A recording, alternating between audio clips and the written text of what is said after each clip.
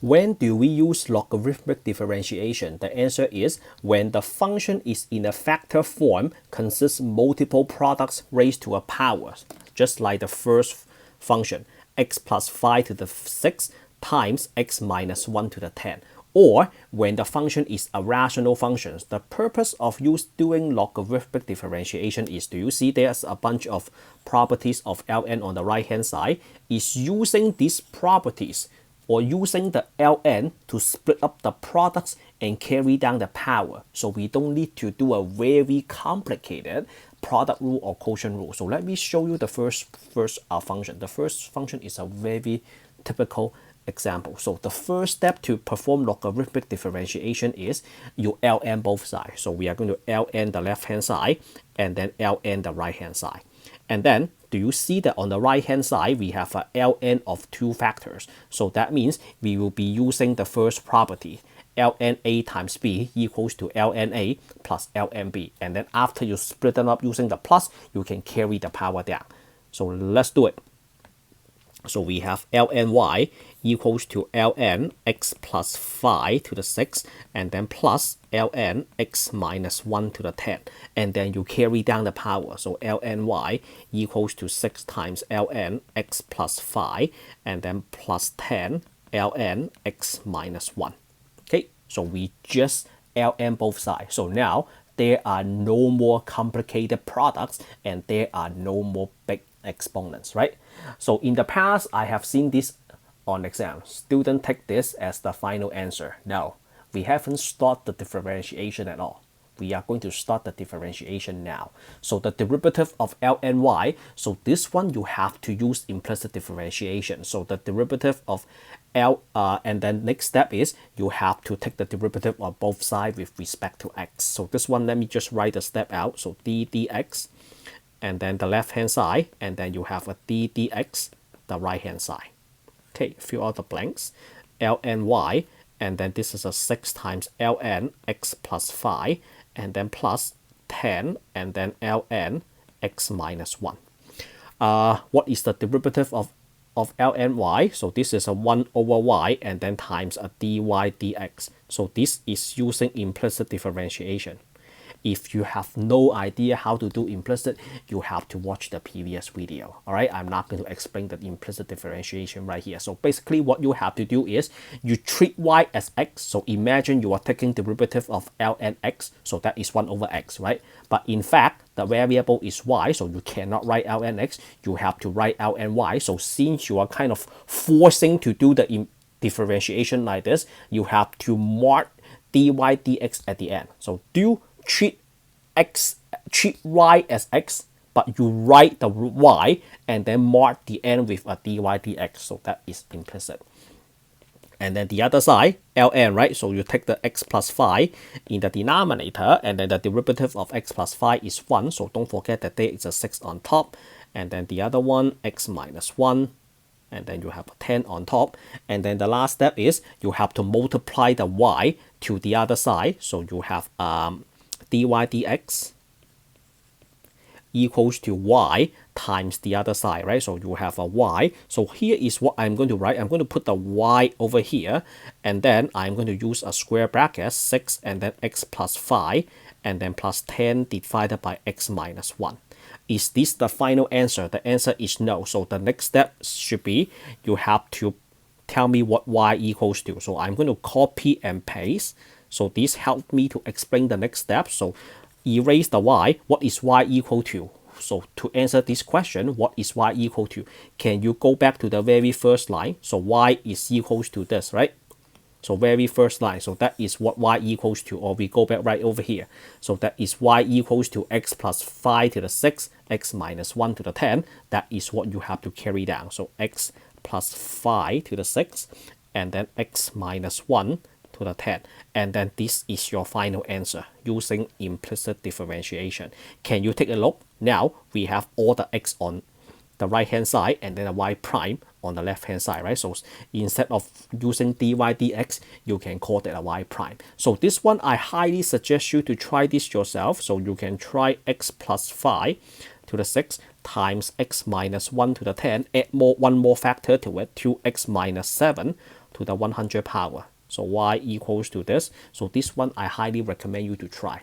I'm not going to solve it right here. I highly recommend you to try this on your own. Okay, moving on to the next function. So the next function, we have a square root. So let's put it right over here. We have y equals to a square root, right? So square root 6x minus 2 and then a 4x plus 7 raised to 100 power. So the first step of log differentiation is we ln both sides. So we ln the left hand side and then we ln the right hand side. Okay, and then now we have ln of y equals to, so we have a ln square root times a parenthesis, so that will be using this, right? ln a times b. So that is equals to ln square root, which is 6x minus 2 to the 1/2 power, plus ln and then 4x plus 7 raised to 100 power. So now you can carry the power down. So ln y using this rule, carry the power down. 1/2 ln 6x minus 2 and then plus 100 ln 4x plus 7. And let me remind you, we haven't done any derivatives yet. So we just ln both sides. We haven't done any derivatives yet. So now we are taking the derivative on both sides with respect to x. So I'm going to do a dx. dx the left hand side equals to dx the right hand side. Okay, so the left hand side we have a y only, and then the right hand side we have a 1/2 ln 6x minus 2 and then plus 100 ln 4x plus 7. Okay, the derivative of ln y, why do I put a y right over here? The derivative of ln y, so this is using implicit differentiation.